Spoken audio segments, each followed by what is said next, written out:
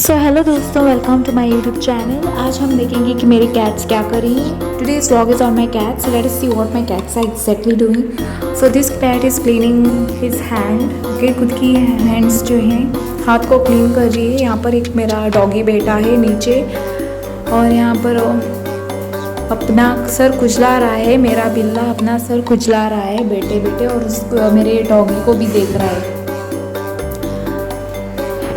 जैसे कि आप देख सकते हैं कि मेरा डॉगी सोच रहा है कि मैं क्या कर रही हूँ, बट पता नहीं मैं क्या भी बोलूँ।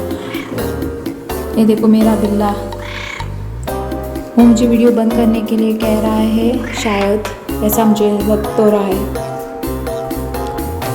अभी वो चला जा रहा है क्योंकि उसे नहीं चाहे कि मुझे व्यू मिले। और शायद मेरे वीडियो को लाइक कीजिए, सब्सक्राइब करें, शेयर करें अपने दोस्तों के साथ।